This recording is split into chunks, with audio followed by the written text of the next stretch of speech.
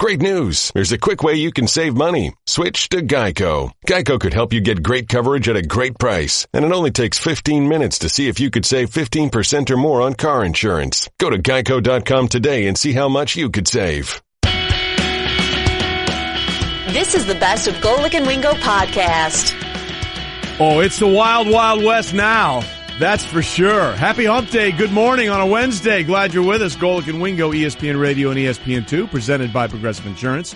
All phone guests join us on the Shell Pennzoil Performance Line. Mike Golic Jr., Trey Wingo here with you. Guys, I got 4 words. Yeah. 4 words for you. That would be? It just got interesting. Okay. What happened last night at Oracle? Whole new ball game, baby. Not only in the West, but also in the East as we go forward and see what happens through the rest of these NBA playoffs. I think as far as Houston and Golden State, it just proves that we don't know anything. I mean, we all... Mike, I'd like to just say that was a given. Yeah. For all of us. Yeah. For all of us.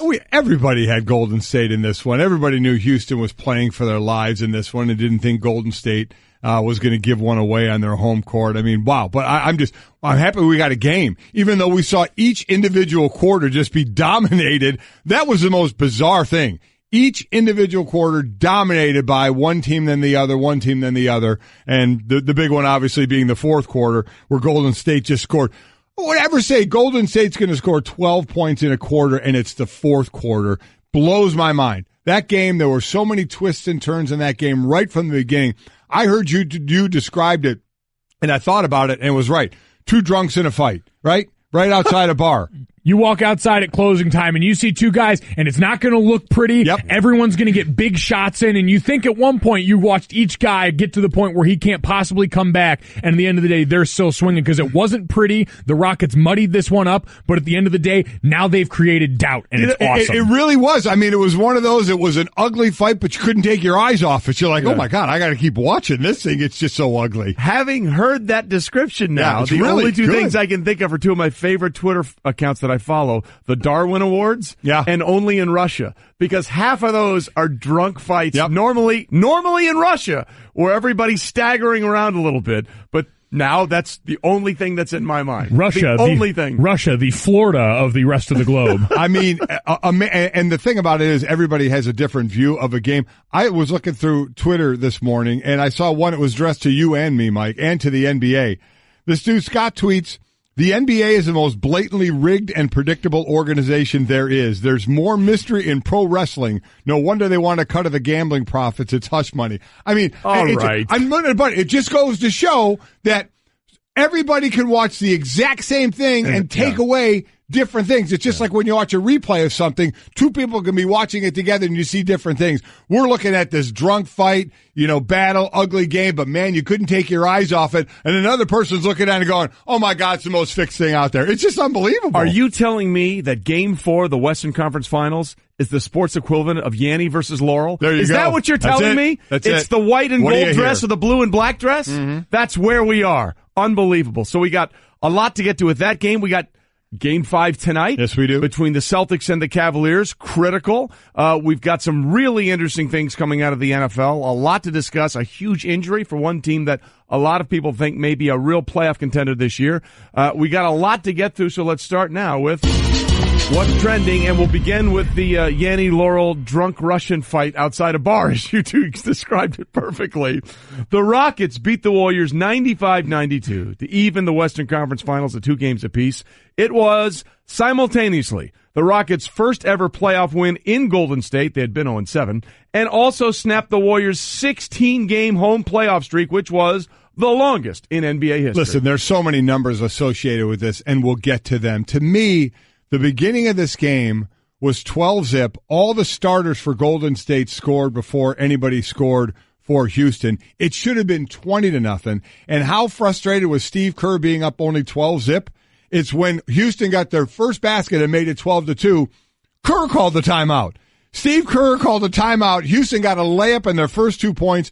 Kerr calls the timeouts. It really should have been 20-0 or more in the beginning of that game. It was ridiculous how it started. And then do nothing but tip your cap to what Houston did the rest of the way, not just offensively, but Mike defensively as well. And we're going to sit here and talk about it was a record for 4 Golden State players for the amount of minutes they played. You know what? You know what I don't want to hear is that. Yeah. Because for Houston, 7 people played, but the 7th one, Gerald Green, only played under 12 minutes. This was 6 men, 6 players beat Golden State last night. It was unreal. In a fist fight. Yeah. And early on, you talked about some of the conspiracy theorists coming out. I was right there with him, watching James Harden pass up the most wide open The three. most open wide three he'll ever have in his entire life. What was he doing? He stood there for 5 minutes, watched Steph Curry fall down, checked to make sure his tax return had come back, and then decided to pass up that shot. And I figured in that moment in time, it's over. They were punting on this game. Not long later, after he had dunked Draymond Green into last week, I quickly realized that this game might go in a few different directions. Yeah, that was crazy. I thought not only did he get his tax returns, he got a tattoo, had a quick jog, came back, and then passed up that 3-point. And his beard grew another inch. It was unbelievable. Speaking of three-pointers, Golden State was 3 of 18, including three-pointers in the fourth quarter. Their worst shooting quarter of the season, regular or playoffs. The Warriors, 4 All-Stars combined to just shoot 2 of 16 from the floor and 0 of 6 from 3. We are confident now that we have got a series in the West, and our confidence theme is brought to you by National Mortgage Lender Quicken Loans. Apply simply, understand fully, mortgage confidence. And as we said, we got Game 5 tonight in Boston. Cavaliers face the Celtics with the series tied at 2, 8:30 Eastern on ESPN and ESPN Radio. It's back in Boston where, again, the Celtics have not lost this postseason, 9-0. Yeah, I'm obviously looking so forward to this game. LeBron James 0-3 in his career in Game 5s of a series tied 2-2 against the Celtics, 08, 2010, 2012. Say that again? Yeah, LeBron James is 0-3 in his career in Game 5s of a series tied 2-2 against the Celtics. That sounds like a second special stat. And means basically nothing because it was 2008, 2010, 2012, and look at this team of 19-year-olds for the Celtics right now. And he was on a different team. Yeah. LeBron was. So you look at those stats and you're like, okay, what does that really mean? But man, this is the game. Momentum, pressure, whatever we were talking about yesterday is all going to be how we know how it is. How LeBron comes out. How they can work defensively against him, and what other Cavaliers can get hot tonight. It becomes so interesting to me because as the more and more of those stats that pop up, the more and more you're reminded it's been a long time since we've seen LeBron James suffer in the hands of a lot of these situations. He's got that level of mastery that comes. I heard Chris Paul talk last night a lot about learning from the past in this league. LeBron James has learned on the biggest stages this game has offered. So the further you get in this series, the more our confidence tends to build in him. And then the question becomes, if somehow the Cavaliers win tonight, is there any way Boston responds going back to Cleveland? Boy, that's the interesting thing, because they are Jackie McMullen. We had her on last week, and she's made it pretty clear, and it's pretty obvious what a different team the Celtics are, home versus road, in this postseason. Again, that's tonight. We'll have a lot more on that game coming up just a little bit later. Meanwhile, in the NHL, for the 4th straight year, the Eastern Conference Finals will go to a Game 7. This time between the Caps and the Lightning at 8. The Lightning are 5-2 in Game 7s, the best such record in NHL history. And Mike, the Caps are the opposite of that. Yeah, they're not good at all. Here's some things to look at. Of the 171 all-time Game 7s in Stanley Cup playoffs, the team that scores first is going to win 75% of the time. Home team owns a 58% advantage in this, or 171. And 41 have required overtime. Let's just say it. That's what we're all hoping for. But as far as these two teams, the Lightning have allowed an average of 0.7 goals per game in their seven Game 7s. That's the fewest in NHL history. The Capitals have been shut out 3 times in Game 7. That's tied for the most franchise history in NHL history. You see where we're going here. Yeah, it's, look early and see what happens. This is such an existential crisis because how you want it to go down. Obviously, in an ideal world for Caps fans, you win. But if this is going to go the route it usually goes, how do you want it? I mean, overtime for a Caps fan in Game 7 of the conference finals for the first time with Ovechkin, having your heart ripped out in that, I don't know if you can ever recover. I feel like you just have to break up the party after that. That's a gut punch, the likes of which I wouldn't wish on my worst enemy, let alone a bunch of Caps fans who we have around the building who I actually tend to like. Yeah, listen, they've been down this road before. You know, they know what heartbreak is, and Yeah, look, they got the chance. They could have folded tent when the series went back to D.C., where they had not been able to do anything in this playoff conference final against the Tampa Bay Lightning, and they got the win. So we'll see what happens tonight. Meanwhile, later on today, we'll have Gerard Gallant, the head coach of the Las Vegas Golden Knights, on the show. Look forward to that. Which means later on we will... As they say in hockey, let's do that hockey. I'll give you just a couple other quick capital things. Do it. Each of the last 6 most recent winner-take-all games in baseball, basketball, hockey, and football for a Washington, D.C. team have resulted in a loss, so that doesn't look good. Oh, God. And the last time they were in the finals, the Capitals, was back in June of 1998. Alex Ovechkin was 12 years old. Yeah.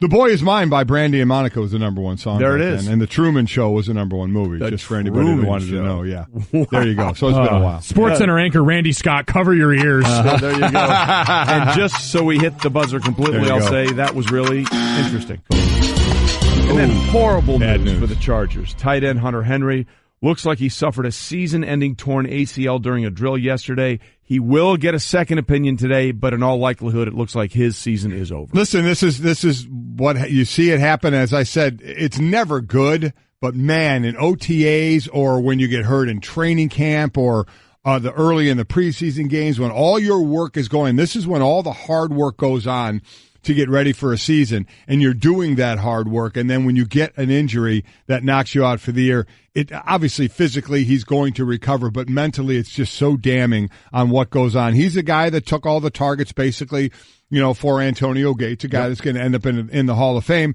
Antonio Gates wasn't re-signed. Yeah. Now Antonio Gates may be re-signed. They've already reached out, according to Adam Schefter. So that would not be shocking at all. They signed Virgil Green to a 3-year, over $8 million deal, but he's a blocking tight end. So they're going to need a guy to catch the ball. So obviously he and Phillip Rivers, Antonio Gates and Rivers, have a good rapport. So you bring him back. But that's a tough call for Hunter Henry. 36 catches 2 years ago, 45 this year. A guy I know in the fantasy world, I think has been ranked like fourth. Yeah. So a guy really, really coming up, and this is a tough one. I could say, I think Mike, our very own Mike Clay, had him predicted as a guy who would score probably the 10th, as his model predicted, the 10th most touchdowns potentially this upcoming season. So a huge loss for them, and an interesting chance to look at because of the time of year. Like you said, you hate talking about devastating injuries like this in the off season, in the preseason. How can we continue to prevent stuff like this from happening? You can't. But are there measures to go? I saw Warren Sharp, who works for Sharp Football Analysis,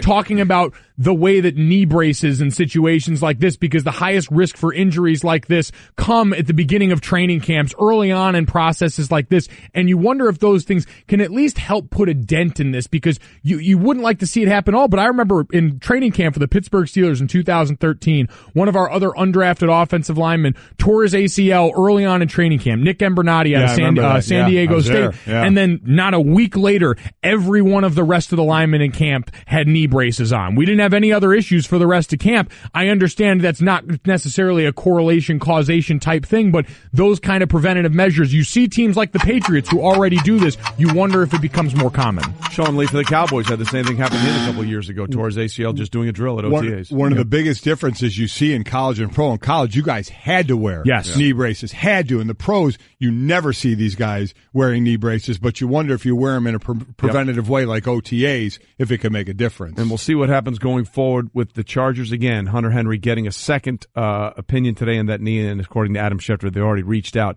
to legendary tight end Antonio Gates. All right, Golic and Wingo, presented by Progressive Insurance. Protecting your small business, it's kind of a big deal. Cover what you've worked so hard for. Visit ProgressiveCommercial.com. Okay, full disclosure, I watched through the third quarter of that game last night, and I saw the Golden State Warriors do what they always do. Mm-hmm. They come out after halftime and dominate. They were plus 17 in the third quarter. They outscored Houston by 17 points in that third quarter. Again, so now during the playoffs, they are plus 94 in the third quarter. By far the best of any team. Ridiculous. So I'm thinking, it's over. It's done. They're at home. They went out there and did what they had to do. And then they lay an absolute egg in the fourth quarter. A lot of it because they ran out of gas. And here's head coach Mike D'Antoni of the Rockets saying, man, we made them do that. I thought this is the highest level we've ever played defensively, without a doubt, because you're talking about maybe the best offensive team ever, and they got on a roll. Even we're down 12-0. There was some good defense in there to just get us back, because it wasn't like we were lighting it up to get it back. So just a lot of stops and a lot of tough rebounds and getting loose balls, and they got a little tired in the fourth quarter. And that's because they felt us for 3 quarters. And if we can repeat that, and that's what the formula is, and then we'll see if we can do that when we get to Houston. It sounds so odd to hear him say even when we were down 12-0, we were playing some good defense. But you know what? He's right, because it should have been 20-0 or more. And their defense helped them get out of that. They do a great job of switching, not letting that pick and roll work for Golden State, and they are just right in your face. The improvement they've done for a D'Antoni team, we always think about just offense, no defense.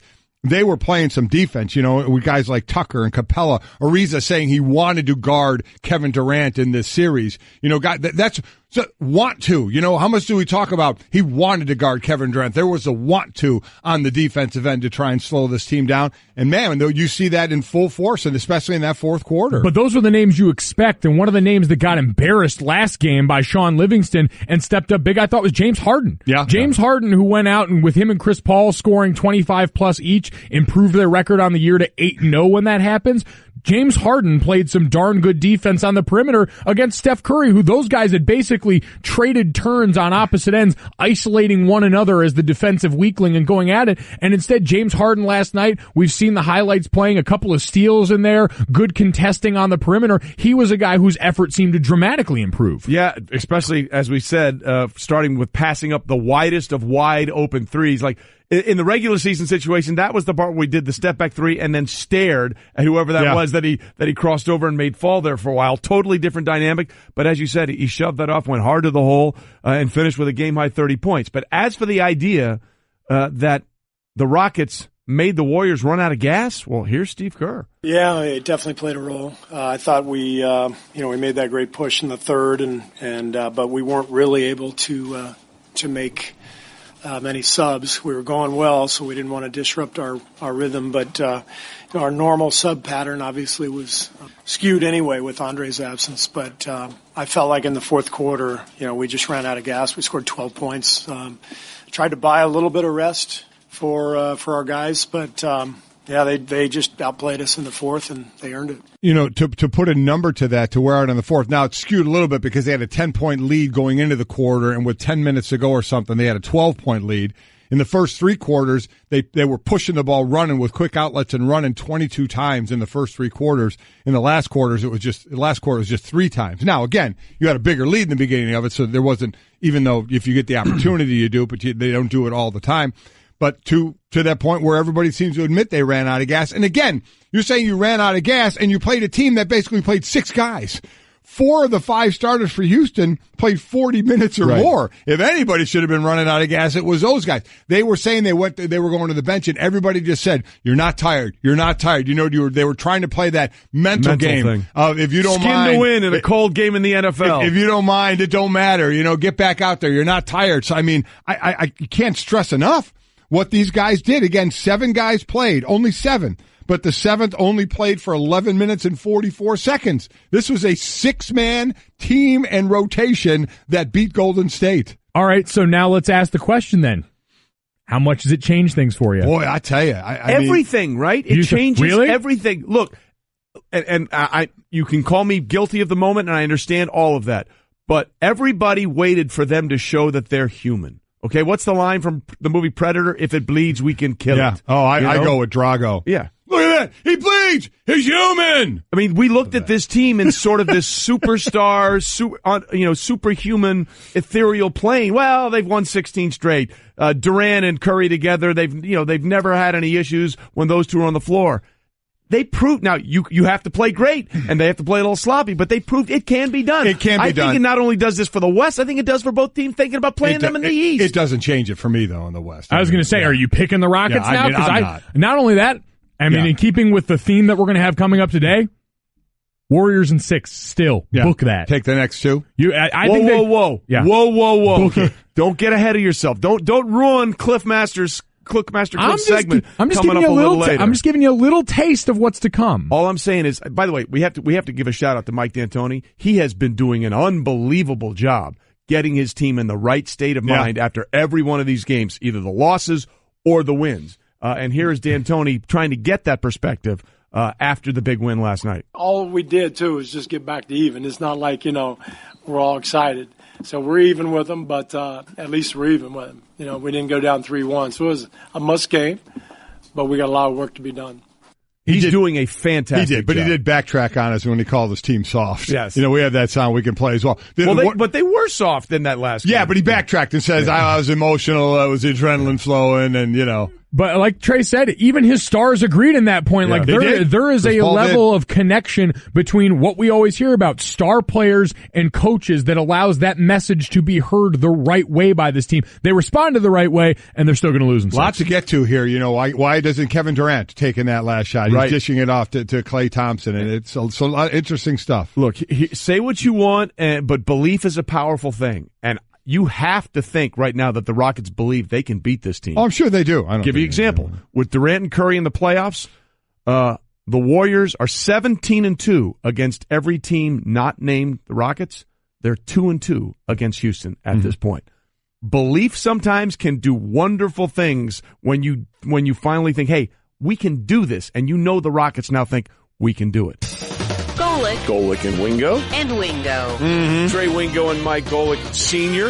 All right, so here it is. Golic and Wingo. First of all, reminding you that 30 for 30 podcasts have returned. Subscribe to 30 for 30 podcasts right now in the Listen tab of the ESPN app or on Apple Podcasts, brought to you by Delta, where it's our goal to connect your life in the air to your life on the ground. And our life on the ground is about to take a dramatic turn, potentially for the better or the worse. Because, Junior, your hot takes have become a thing. Yeah, no, stealing show material from First and Last, 4 to 6 a.m. Monday through Friday here on ESPN Radio has become sort of the norm around here at Golic and Wingo, and so we decided that the ushering and guide of our board op Cliff to turn it into a segment. So Book It, the hot take multiplier, allows you to add Book It to any phrase and make it even hotter. So we've got some statements here. I'm going to read to you guys some potential Book It's. Okay. And you are going to have the option to either book it yourself and agree or go against it and explain why you don't think that take holds up. If we don't book it, what do we say? Just say we're not booking it. We're not booking it. I'm not booking it. Okay. And so if you do book it, just give them a moment and we'll have a way to mark that. Oh, we're going to get one right away here. I'll tell you that right now. You guys good? You understand? We hand you the Infinity Stone? Yeah, it's a gauntlet, really. Yeah, no, it's... All right, first up, LeBron James will return to the finals for an 8th straight season. Book it. Absolutely book it. You can book it. Ooh. Book it, book it, book it. LeBron, he is going back. They're going to win tonight. In Boston, and maybe even close this thing out at home in 6. I still think it may go 7. We'll see. But he is going back to his 8th straight final without question. He's got it going on. Either one of his teammates, I don't know who's going to be the one to bring it along, but they're starting to do it. Book it. They're going back. By the way, in the break, Senior says, hey, go short on your answers so we get through all of this. 10 and seconds. Then you went through a diatribe. That was 10 seconds. Book it. You had no idea what you were doing. I'm going to say I would love to wait till I see how this game plays out. But you can't. This is the first pucker game for the Celtics. It really is in the entire postseason. But I'm with you. Book it! LeBron is back to the finals. You can book it. Gotta let the sounder hit. There you go. Yeah. All right, perfect. We got 2 Book It's there. I'm with you guys. I'm with you, actually. I picked this game, the series in 6 to start. I think they get the win on the road tonight, close out at home where the Celtics cannot physically win on the road. All right. Kickoffs will be eliminated from the NFL by 2020, coming off the rule change in play at the owners' meetings right now. Book it? I don't think so. Down the road, maybe a little more down the road, we'll see. But I'm interested to see where this new rule change comes into play with the more shouldering than the big blocks. But I'm not going to book that one. That was the sounder for not book it? Yes, it was. That was terrible. How about we just do? I'm going to say not book it as well because I believe they've done enough to sort of get rid of the things that they're trying to get rid of. So I think kickoffs will hang around for a while. Yeah, the last time they really changed up the rule, 2010 was the last year. Good year. With the kickoff at the 30-yard line, just 16% of kickoffs resulted in touchbacks. That jumped to 44% the next year when they changed that. We are the pettiest show in radio. Book it. By the way, you can book that for sure. Yeah. You can book it. All right. Trey's favorite 2 words in sports. Game 7. Yeah. Once the Capitals lose Game 7 tonight to the Lightning, Washington, D.C. will officially be the most cursed sports city in the country. Book it? Book it. You can book it. Wow. I mean, it's been a long, long time since that city has seen a championship in the four majors. We're going back to the 91 Redskins, correct? Yes. I believe so. Yeah, and I don't see a lot of hope for them tonight. We'll see. All the numbers are against them. Wait till it plays out, obviously, but if they lose it tonight, you can book that. I'm just saying they haven't won a championship since Mark Schlereth left the Redskins. Just throwing it out there. Mm-hmm. I'm going to say, if it happens, book it. You can book it. But I'm hoping it doesn't happen because I have so many Capitals and Washington area fans that would just be devastated if this goes their way again. We don't really care about against them. That's also a fair point. Yeah. All right, I feel like you're going to love this one, Trey. Yeah. Jim Harbaugh won't be coaching Michigan in 2019 if he doesn't beat Ohio State in this November. Book it? No, I'm not going to book that. I'm sorry. I'm not. Listen, he hasn't beaten Ohio State yet. He's beaten Michigan State once, so he's 1-6 between those teams in the 3 years. And we need to get into the other topic of the possibility of a lifetime coaching contract is ridiculous, by the way. But as far as this is concerned, no, I am not going to book this. I don't think he'll be gone if he loses Ohio State again this year. I think they should book it. You can book it. But I don't think it will be booked. You just wanted to play the sounder. That's true. Look, that's fair. The only other coach to start his career 0-3 against Ohio State was Rich Rodriguez. You know what he didn't get? A fourth season. So he's 0-3 against Ohio State, has only beaten Michigan State once, and we're talking about the possibility of a lifetime contract? That is ridiculous. I mean, these trips to Paris and Rome and now South Africa, apparently they care more about that than beating your rivals at Michigan right now. It's ridiculous. That is true. He's also, I think, one of 3 coaches in Big Ten history to start off with 2 back-to-back 10-win seasons. So there's a lot of good to go with this. And we say he's never finished better than third in his own division. We say beating Ohio State like Urban Meyer isn't an all-time great in the coaching game. This is a team in the East going up against LeBron James in its own right here. So while the lifetime contract might be a stretch, Jim Harbaugh's tenure past 2019, not a stretch. All right, quick one on this one. The Dallas Cowboys will never win another Super Bowl with Jerry Jones running the ship. Book it? I'm not going to book that. I like the quarterback, the running back, the offensive line. I like all them. The defense, the pass rush is getting better, and every year is obviously a different year in the NFL. They could pull one off. I'm going to say book it. You can book and it. I'll tell you why. Because Jerry Jones is also the general manager, and the only person that fires the general manager is the owner. And while they have good coaches and there's people around him, until Jerry Jones does what Robert Kraft did until he got involved in the Jimmy Garoppolo trade, which is let football people run football, the Cowboys will never win another Super Bowl. You didn't want to get this last one in? Is that what's going on? No, go ahead. Wait, in 10 seconds? Really? 10 seconds. Really? Be That's sufficient. what you want to do? Aaron Judge won't defend his home run derby title because he knows how it affected his swing in the second half. Book it. You can book it. There you go. How hard was that? You just need a little effort.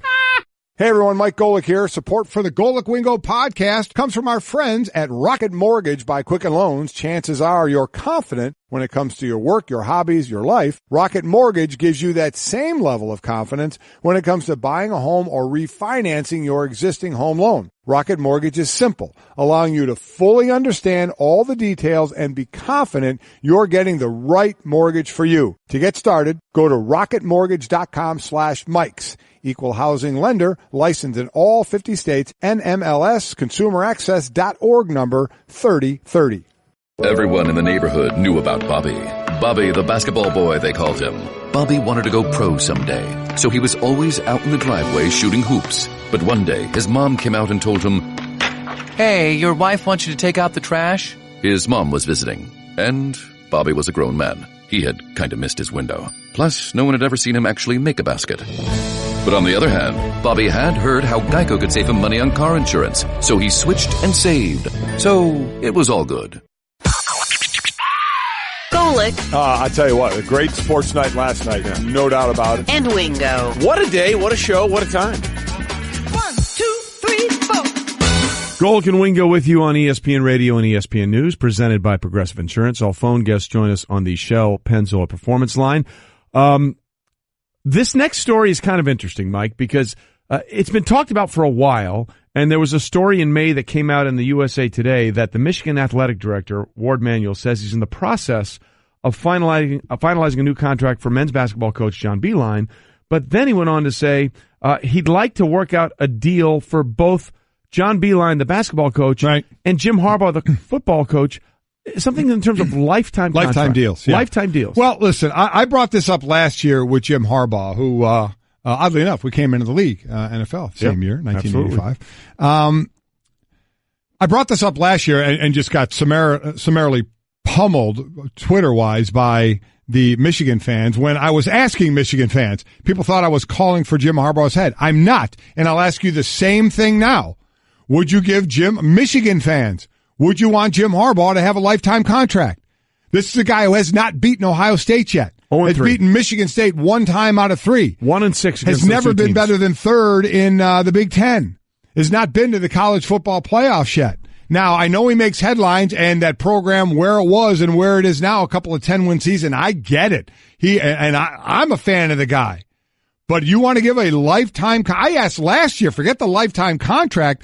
I said, how long does the patience last if you're 0-4 against Ohio State, 0-5 against Ohio State? And listen, I know Ohio State's a great team and they have a great coach. But you know what? It doesn't matter in the Big Ten. Your job, if you're at Ohio State, is to beat Michigan. And your job at Michigan is to beat Ohio State and then to win the conference and then to now, because there's a playoff, get into the playoff. By the way, I misspoke. He was 1-5 against Michigan State, not 1-5 against both those. Yeah. So, I mean, I now a lifetime contract? There's one person I'd give a lifetime contract to. Nick Saban. Be Nick Saban. Yeah. Other than that, man, I mean, anything goes wrong. I mean, then you're stuck with that. I'm sure there'd be outs and things like that. I don't know why any school would put themselves in that position. I agree, and this is not bashing Jim Harbaugh. We need to be clear about this. What we're saying is anybody for that. What in his body of work, which has been good, but what in his body of work where he has never finished better than 3rd in his own division in the Big Ten, what in his body of work makes you think this is as good as we want to be? You can't tell me, Michigan fans, that at some point where you say, okay, Jim Harbaugh, a Michigan man, is back coaching Michigan. Yeah, that's good. They like that. And he's turned around. He's made them somewhat relevant again. Absolutely has. But at some point, record has to matter. Correct. Who you're beating has to matter. And that's all I'm asking of you, Michigan people. When does that start to matter to you against Ohio State, against Michigan State for Big Ten titles and for college football playoffs? When does that matter to you to where you start to say, yeah, all that other stuff is great, but you know it's not happening on the field, so how long do we wait? Lifetime contract. Now, we have Paul Feinbaum's producer, Big Ten John, with us here for the week, and this has been a topic of conversation with Paul a lot, and you think the Harbaugh hype's a little overrated, right? Yeah, absolutely. I mean, and the deal with the lifetime contract, from the day he had his introductory press conference, Michigan fans were worried about him going back to the NFL. Right. The athletic director is still concerned with that as well. I mean, at some point, though, you've got to beat Ohio State. And if you don't, does he bail and say, I'm done, I can't do this, I'm going back to the NFL? Or does the school fire him? Which happens first? Well, that's a great question. But, I mean, here's the thing that you just need to understand in terms of perspective and how he's a Michigan man who's had a success at the NFL may color the entire argument, okay? Only one other coach has started his Wolverine career losing his first 3 meetings with Ohio State. That was Rich Rodriguez. He lost to Ohio State in 2008, 2009, and 2010. You know what didn't happen in 2011? He didn't get a chance to lose to Ohio State again because he was fired. So you're telling me that this is a fireable offense for Rich Rodriguez, but it's worthy of a lifetime contract for Jim Harbaugh? I get a way longer leash for Jim Harbaugh, Michigan man. He has turned the program to a couple of 10-win seasons. I get all that. But life contract, and that's just not Jim. That's anybody outside of a guy like Nick Saban. Yeah. Maybe you think about Urban Meyer, but really, lifetime contracts, I think, would do nothing but get you into trouble. It just makes no sense whatsoever. All right, coming up, why is one of LeBron's former teammates with the Cavs rooting for the Celtics? Oh, that's a tease, Dan Stanzik. We'll ask him next when he joins us. Stay with us on the Pettiest Show. That'll be coming back. Says his own name. Golic and Wingo. It was all sort of one big giant Jell-O mold. It's very interesting where that went. Huge game in the NBA last night. Big game coming up tonight. Golic and Wingo on ESPN Radio and ESPN News, presented by Progressive Insurance. All phone guests join us on the Shell Pennzoil Performance Line. Mike Golic, Trey Wingo here. We got a lot to get to coming up. We'll have a breakdown of what's going on with the Eastern Conference Game 5 finals between the Cavs and the Celtics. We'll delve a little bit more into the West and what happened last night. Yeah. Plus, we'll talk to Gerard Gallant, the head coach of the Las Vegas Golden Knights, about the amazing run they've had. Incredible run, and they sit and wait and see who wins tonight in Tampa Bay. Tampa Bay or Washington that will face them for the Stanley Cup in Game 7 in hockey play. I mean, are you kidding me? Yeah. I cannot wait for that. It's going to be fantastic. And we've discovered a new thing about us today, which I think I can't believe it took us almost 6 months. Which is? We are the pettiest show yes, we are. In the world. You even go to break saying your own name. Yeah, let's hit that now. Oh, we don't have it? We don't have it yet? Oh, okay. Well, so we have it? Right. Oh, give us a second, Stanzik says. You had a whole break. Hashtag producing. Seriously. Hashtag what was that all about? So apparently not only we're petty, we're not prepared. Yeah. We're the most petty and unprepared show there is. Yeah. Stay Wingo. Yeah. I was trying to say stay with us. And you said stay Golic Wingo. And Wingo. Yeah. You said stay Wingo. We have a longer one as well. Let's hear that. Yeah. It's Golic and Wingo. Why is one of LeBron's former teammates with the Cavs rooting for the Celtics? We'll ask him next when he joins us. Stay Wingo. Stay with us. That'll be coming back. So you want everybody to stay Wingo? No, I don't want anybody to do that. Yes, you do. No. You're so petty. I would not wish so that. shallow. I would not wish that on my worst inch enemy. Deep and a mile Let's wide. just say I think a lot of people would be safer if they didn't do that. Well, see, there you go. You did something wrong, and you immediately throw it back on me. We are the pettiest show in radio. That's the way it goes. Stugatz is a regular. What more do you need to say? That's Here we true. go. What's trending?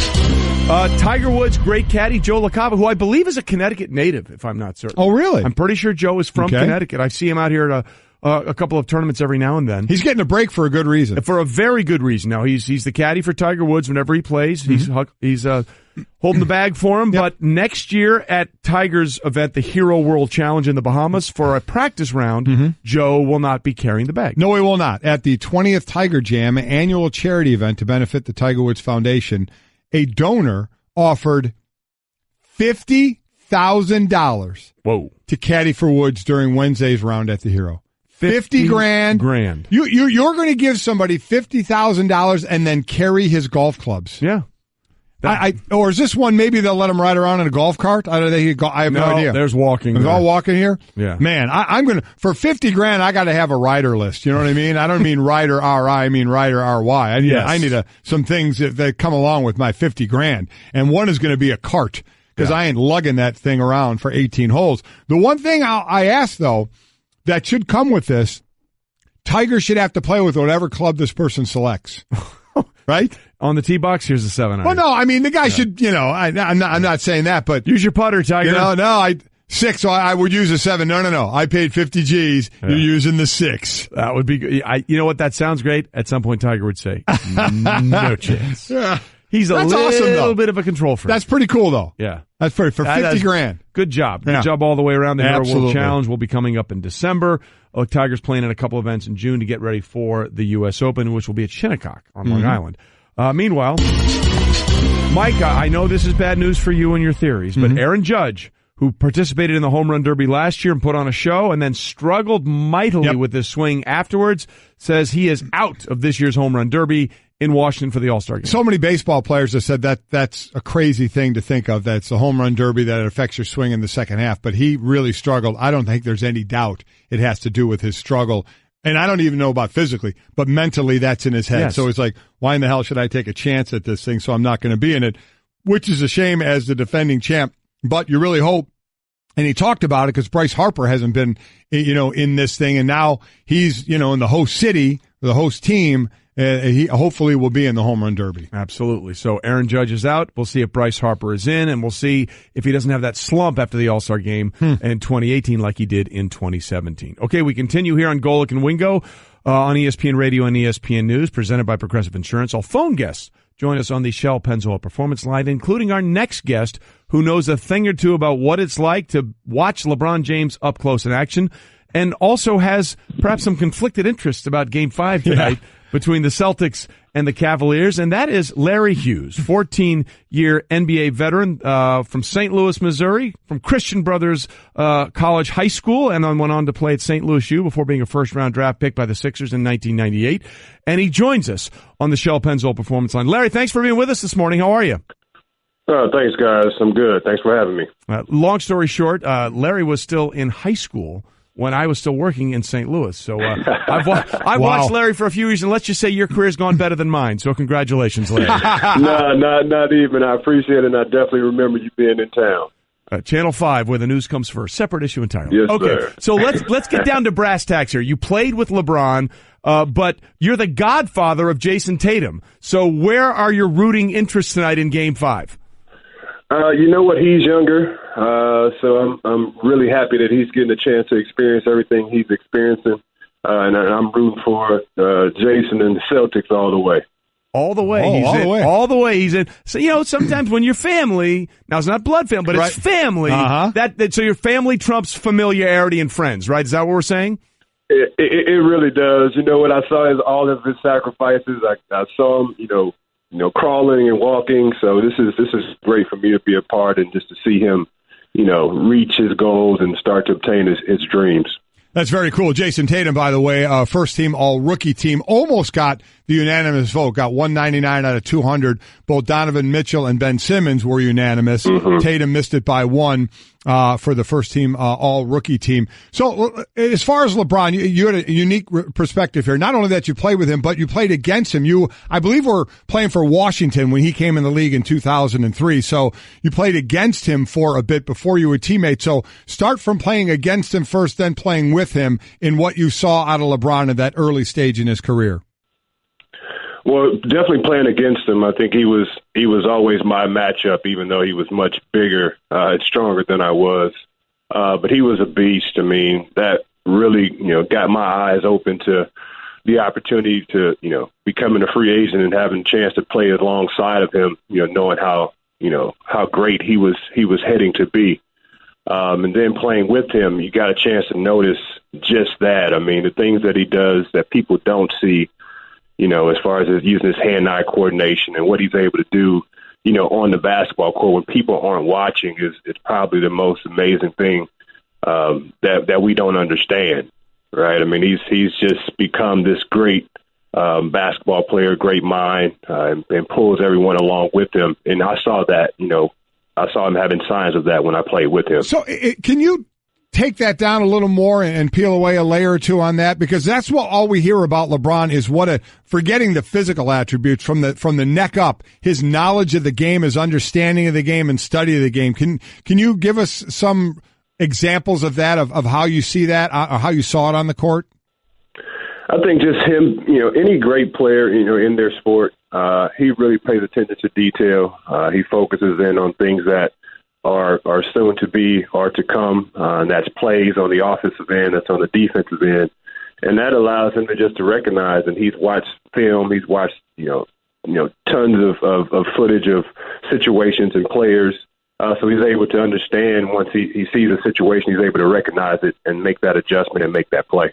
Larry Hughes with us, a 14-year NBA veteran, a member of the 2007 Eastern Conference champion Cavs that LeBron brought to his first ever NBA Finals, and of course is the godfather of Jayson Tatum, the rookie of the year, or one of the rookies of the year for the Boston Celtics. Let's stick with LeBron here for a minute, Larry, because you were the second leading scorer on that team that got to the finals that year. And we all know how sometimes LeBron's teammates are perceived.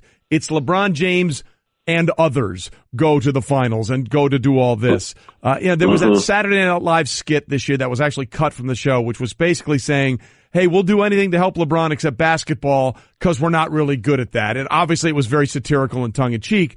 But the other Cavs, when they hear that perception, and I'm sure you guys heard that as well during the 2007 run to the finals, how do teammates of LeBron digest that and deal with that?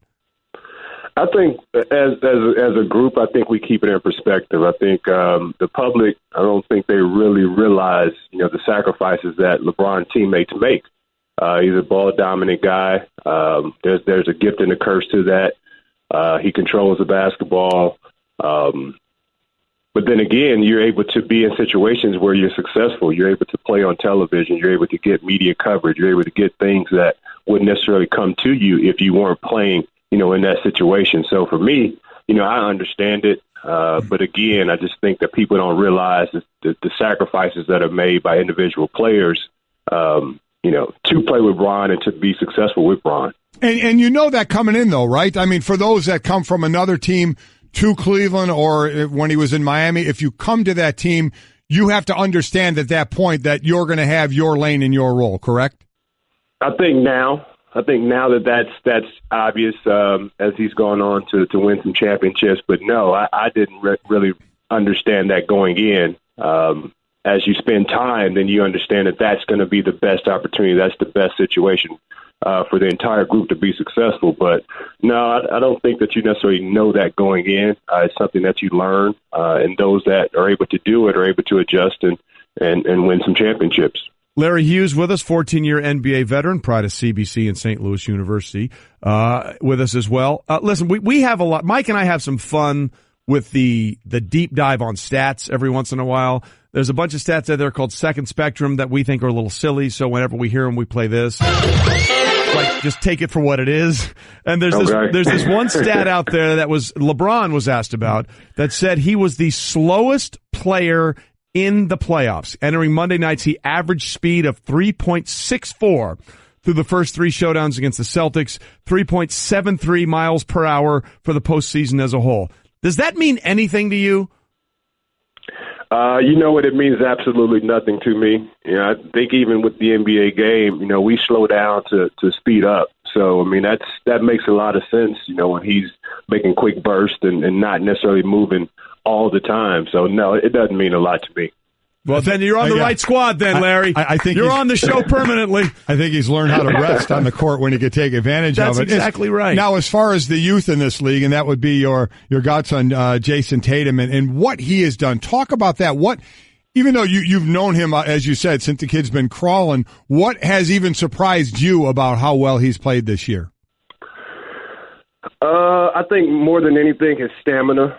I think he hit a little bit of obviously the rookie wall with playing so many games, but for the most part, I mean, he showed up, every game, whether it was on the offensive end or the defensive end, he was able to contribute throughout the year. I mean, and that's for a young guy 1 year in, 1 year out of college, coming into the league. I think that's special. Larry Hughes with us. We're talking a lot about, obviously, the Eastern Conference because your godson is playing for the Celtics and you played with LeBron when you went to the 2007 NBA Finals. But let's flip it over to the West here for a second, Larry. I think a lot of us were shocked at how the game played out last night between the Rockets and the Warriors. Not that the Rockets won, but in the way that they won. I mean, Golden State goes out and does what they always do. They come up with that strong third quarter. They outscore them by 17, and then they only get 12 in the fourth quarter. So what surprised you the most about how the Rockets were able to even that series? I think the shots that the Warriors were taking, I think that they got on that wave, that run, and felt like everything that they would throw up would go in. And I think they took, 2 or 3 bad shots that helped, Houston, gain that momentum, and continue on with that run. And I mean, it's the playoffs, so you get a little bit of run, a little bit of momentum. I mean, home or away, that's gonna carry you a nice way. What does this do in your mind for a team like Golden State? We know Houston's confidence was built. Do you think this for Golden State deters them at all on maybe having some doubt, or no? I don't think so. I think that they went into this playoffs. Even this season, knowing that it would be a battle, and the playoffs are no different. I think that they are prepared. I mean, they're a great team. I mean, with great individual guys that play on both ends of the court. So if I'm them, if I'm in that locker room, I know it's going to go 6 or 7 anyway. So I'm not necessarily nervous. That was just weird the way the swings in that third and fourth quarter. It was all Golden State in the third, all Houston in the fourth, snapping that 16-game home playoff winning streak for the Warriors, longest in NBA playoff history. Okay, so we know that your heart is with Jayson Tatum and the Celtics, but it's Game 5, Larry. LeBron has been here, done that, and this is, for lack of a better term, the biggest pucker game that the Celtics, the youngest team in the NBA, have faced so far in this postseason run, where they've been undefeated at home. We know your heart is with Jayson Tatum and the Celtics. Where's your head right now in this game, if you had to honestly analyze who wins? I think Boston's played really well at home. I think there's a few plays here and there. They played okay in Game 4 where they didn't give up. They kept fighting. I think in Game 5, they're at home. I think they'll pull it out. I know Bron will be a beast. It's going to be up to Boston to kind of keep those other guys down, Kyle and JR. making sure that they don't, get open for threes. But I still pick Boston for Game 5. All right, you can book it. So there it is. Larry Hughes has booked it. It is the Celtics going to 10-0 in the postseason at home, and we'll see what plays out then in Game 6 and potentially Game 7. Larry, great to hear from you today. Always a pleasure to have on. Thanks for the perspective. No, thanks for having me. I appreciate it. Appreciate it. Larry Hughes, 14-year NBA veteran, a member of the 2007 Eastern Conference champion Cavs that LeBron took to his first finals. It is interesting because he's been there, done that in what we've talked so much about with this Cavaliers team. He was the second leading scorer. Yeah. But they ended up getting swept, I think, by San Antonio. Oh, they did, in that series. And I get back then him saying, this was still early in LeBron's career. You don't understand. No, you're going there as a role guy to play with LeBron. Now, obviously, it's a lot more evident that when you're coming to that team, what the role is going to be. But man, his godson again, Jayson Tatum. So the all-rookie team was named. Yep. Donovan Mitchell was on it. Ben Simmons, both of them unanimous selections. Jayson Tatum missed that by one vote. Who didn't vote for Jayson Tatum? I do not know. The other two on that team were from the Bulls. It was Lauri Markkanen, and then there was a first-teamer, a rookie from the Lakers. Just not the one everyone thought. Not the one everyone thought it would be in Lonzo Ball. He made the second team, but it was Kyle Kuzma. Yeah. Kyle Kuzma. So congrats to, again, Markkanen, Kuzma, Tatum, Mitchell, and Ben Simmons for first team all-rookie team. And I think Jayson Tatum is a finalist for Rookie of the Year. He is. He's a finalist along with Ben Simmons and Donovan Mitchell. But it's probably going to go to Ben Simmons. If it went to if it included the playoffs, Mitchell would Tatum would be winning this thing. Yeah, but it's a regular season award, so he won't be. It is again, it's a regular season award. So again, I just can't. I keep going back to that game last night. I don't know if I've ever seen two quarters be so dramatically different, especially from the way the Warriors have won everything this postseason. We'll skate by in the first half. We'll get our minds right. We'll come out there and we'll dominate at home in the third quarter, and then they'll give it up in the fourth. That's the thing that absolutely amazed. Totally freaked me out. Up by 10 going in the fourth, up by 12 with 10 minutes and some to go, and then end up losing this one by 3, only scoring 12 points in the fourth quarter. Really, really a feather in the cap and the tip of the cap to the Rockets for how they played. They did a great job. Yep. Mike D'Antoni continues to find the right, perfect buttons to push for his team and the right things to say. Delta is here to help people in pursuit of their goals. And with the ease of booking travel on the Fly Delta app, pursuing your goals has never been easier. You'll also get notifications as you go, giving you peace of mind throughout your journey. Golic makes me want to vomit and then punch you square in the face. And Wingo. Oh, he's saucy today. All right, so the Las Vegas Golden Knights, I think everybody thought when the season started they wouldn't be playing right about now. Right, yeah. And they're not, because they're waiting to find out who they will play in the Stanley Cup Finals. Amazing. They have taken the West, and they await the winner of Game 7 between the Tampa Bay Lightning and the Washington Capitals. It's been the greatest sports story of the year, and really one of the greatest sports stories of all time if they would go off and win the whole damn thing. And we are delighted to be joined by Gerard Gallant, the head coach of the Las Vegas Golden Knights. Coach, thanks for being with us. We had Derek England sound earlier, and he was honest about, when we got together at the start of the year, we probably didn't think this was possible, but as the year went on, we realized, hey, we're a pretty good team. What were your expectations when the season started, and how did they shift as the season played out? Well, exactly what Derek probably said. My expectations were, and with management, we sat down and we said, let's make sure we're competitive. Let's make sure we put on a good show for our fans every night, and work as hard as we can, and we'll see if the wins happen. And all of a sudden, we're 8-1 in the first 9 games, and everybody's feeling pretty good about themselves. And I never looked at it as an expansion team, to be honest with you, because we got a lot of, and you get Marc-Andre Fleury, James Neal, those type of players. We had a lot of top-end players through the expansion draft, so it didn't feel like an expansion draft. But in saying that, nobody thought we were going to be a first-place team in the Western Conference, and I was, and I'm one of those people, and but it just kept getting better, and the more we played together, the better the team got, and we had good character and a lot of good people, and they just kept working one game at a time, and we, at the end of the season, we ended it, and we had 109 points, and we won the Pacific Division. So it was a lot of fun. It was a lot of work, but we enjoyed doing it. It was good. It was a good team effort. So, and it certainly was, and is, and continues. So, at what point during the season Did it change? And I'm with you. You never felt like, expansion team. It's not a bunch of rookies out there. These are veteran players on your team. But then at what point during the season did you and or players start thinking, you know what? We can go a little further than people, even us, maybe expected this year? Yeah, I think there was a road trip. We went to Nashville and Dallas back to back. And, two real good hockey teams, two teams that when you go into their building, you're going to have a tough time. And we went into both of those buildings on back-to-back nights, and we beat both of those teams, and we beat them convincingly. Like, we didn't get lucky. We outplayed both of those teams. And I think at the end of that road trip, our guys looked at each other and said, you know what, we have a special hockey team here, and we can go on the road like this and play against top teams like that and come out of here and win two big games. So for me, that was a turning point for me in the season. And like I said, at that time we had a good record, but when you beat those teams on the road, it meant a lot to our group. Gerard Gallant with us, the head coach of the Las Vegas Golden Knights, as they await to see who they'll play in the Stanley Cup Finals between the Tampa Bay Lightning and the Washington Caps that are in Game 7. So much of this, you talked about it. These are players that came to this expansion team from other teams. In other words, they were told by those teams, we love you, but we're moving on. Motivation comes in many, many forms, and we're talking about the mental edge that's now being played out maybe between the Houston Rockets and the Golden State Warriors in the NBA Finals, with Houston finally beating that team in Golden State and having an edge. How much of the idea that, hey, we were a bunch of cast-offs, how much did that help this team sort of come together and have that, for lack of a better term, chip on your shoulder that was there all season to motivate you? Yeah, I didn't think it was a big deal early in the season, but probably 6 weeks or 8 weeks into the season, every time a guy played against his old team, he was the first, second, or third star in that game. So the media made a big deal out of it. I didn't make a big deal out of it, but it definitely had a huge effect on our players for sure. And I kept saying, you know what, everybody that we picked up in the expansion draft is really happy to be here and ready to go, and that's what I kept saying to the media.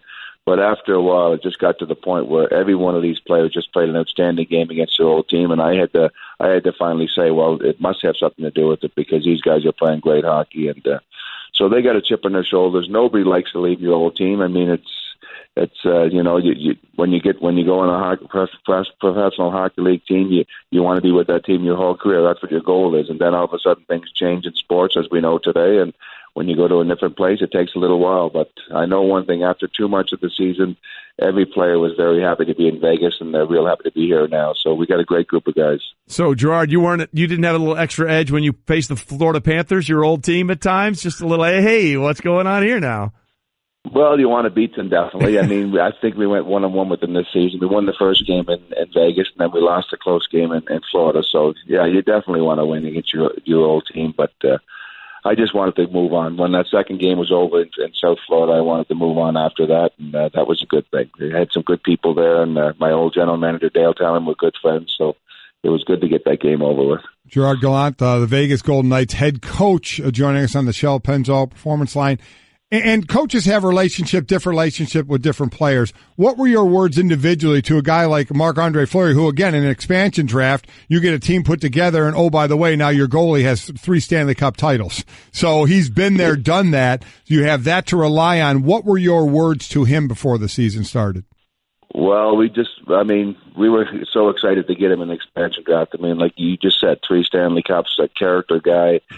This guy was our leader, and from day one, he's been outstanding for our group of players. I mean, he comes in there every day, and he's smiling, no pressure situation. He goes to the rink and enjoys everything he does at the rink, and then he goes in the net, and he's one of the best goalies, if not the best goalie in the NHL. He just plays the game hard. He has fun playing the game, and it sets a relaxed atmosphere. And I guess when you win 3 Stanley Cups and you play in those great teams at Pittsburgh, you know how to carry yourself, and he's done an outstanding job for our group.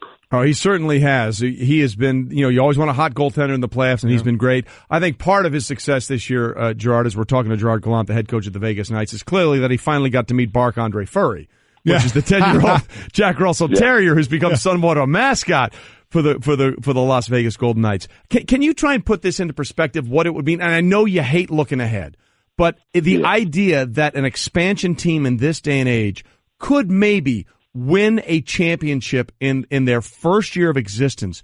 Can you try and put that into some sort of perspective for people that don't understand how crazy that might be?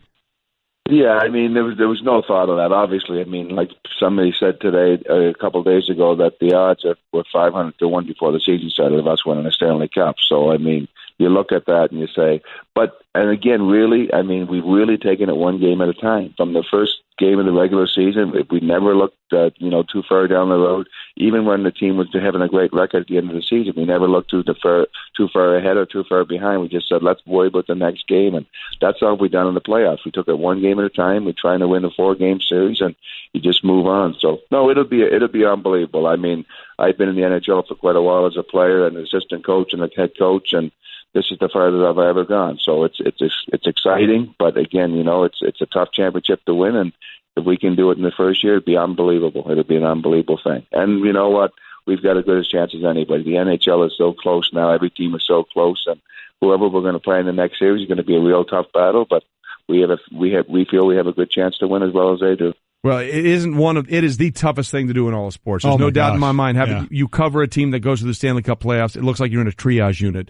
Every day after the game. Fun to watch, too, you guys. It really is. It has been fantastic. Coach, we appreciate you being with us. It's been a remarkable season, unbelievable, and best of luck against whomever you will play in the finals, whether it's the Caps or the Lightning. Thanks so much, Coach. Thanks, Coach.